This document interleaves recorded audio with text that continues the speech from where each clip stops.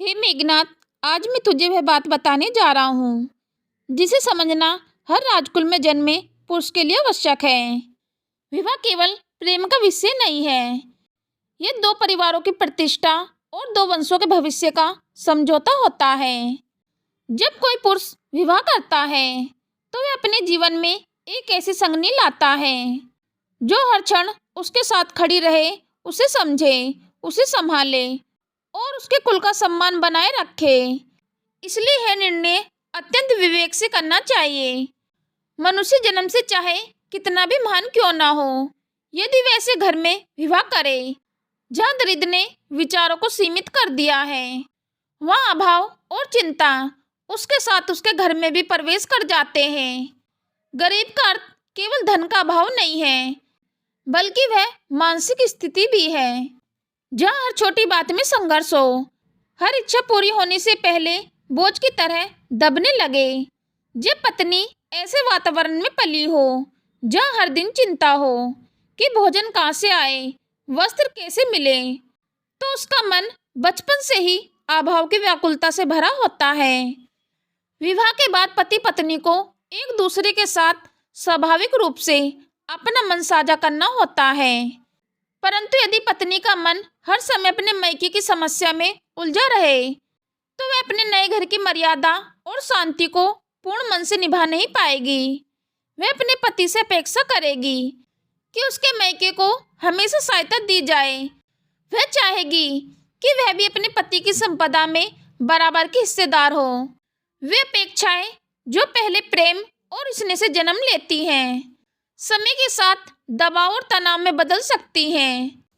और जब किसी घर में अपेक्षा और तनाव बढ़े तो वहाँ कलह का जन्म होना निश्चित है। पति का मन दुखी होगा कि उसने विवाह में सुख और संतोष की अपेक्षा की थी, पर उसे निरंतर भार ही मिला। वही भार धीरे धीरे रिश्ते की जड़ें कमजोर कर देता है।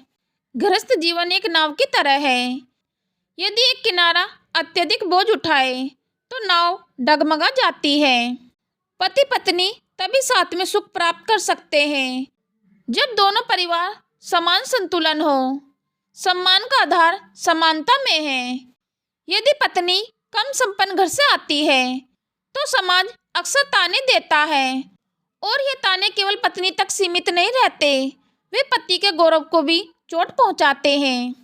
एक राजकुमार के लिए यह चोट और भी बड़ी होती है। प्रतिष्ठा पर लगी ऐसी चोट समय के साथ मन में चुभन बनकर रह जाती है, और जब मन में चुभन रहे तो प्रेम और शांति दोनों कमजोर हो जाते हैं। सुन मेघनाथ, विवाह में केवल हृदय नहीं, विवेक भी आवश्यक है। जहाँ पत्नी का मन संपूर्णता से अपने नए घर में रम जाए, वही विवाह सफल होता है। परंतु यदि वह अपने अतीत की कठिनाइयों को अपने वर्तमान में बार बार खींच लाए तो घर में कभी सुकून नहीं रह सकता। जीवन भर की गृहस्थी को निभाने के लिए दोनों पक्षों में समृद्धि, संस्कार और सोच का मेल होना आवश्यक है। यही मेल एक दूसरे के प्रति सम्मान को जन्म देता है, और सम्मान ही प्रेम का सबसे मजबूत आधार है। धन केवल सुविधा नहीं देता, वह आत्मविश्वास देता है। जब परिवारों में आर्थिक समानता होती है तो दोनों पक्ष खुलकर एक दूसरे को समझते हैं।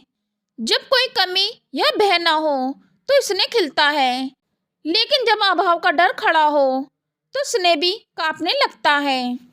इसलिए विवाह ऐसा हो जहाँ किसी को यह महसूस ना हो कि एक पक्ष केवल दूसरे के सहारे जी रहा है, तो युद्ध में कितना ही बलवान क्यों ना हो, पर यदि गृहस्थ जीवन शांति से ना चले तो विजय का आनंद भी फीका पड़ जाता है। बाहर का शत्रु तलवार से हराया जा सकता है, लेकिन घर के भीतर की पीड़ा मन को तोड़ देती है, और मन टूटा तो वीरता का चोटी भी क्या रह जाएगा। इसलिए विवाह का निर्णय ऐसा होना चाहिए जो सुख और समृद्धि बढ़ाए, ना कि कठिनाइयों को जन्म दे। याद रख, विवाह भविष्य का निर्माण करता है। यदि भविष्य ही संघर्षों से भर जाए तो राज्य और परिवार दोनों पर संकट आता है। इसलिए हे मेघनाथ, अपनी संगनी का चुनाव विवेक के साथ करना। ऐसे कुल से पत्नी लाना जहाँ न केवल धन हो बल्कि उच्च विचार और संस्कार भी हो। जहाँ तू उसे सम्मान दे सके और वह तेरे सम्मान को बढ़ा सके। तभी तेरा वंश, तेरा राज्य और तेरा जीवन तीनों सुख में रहेंगे। यही अनुभव, यही चेतावनी और यही मार्गदर्शन आज तेरा पिता तुझे दे रहा है। इसे हृदय में अंकित कर ले, क्योंकि आज का विवेक ही कल की शांति होता है।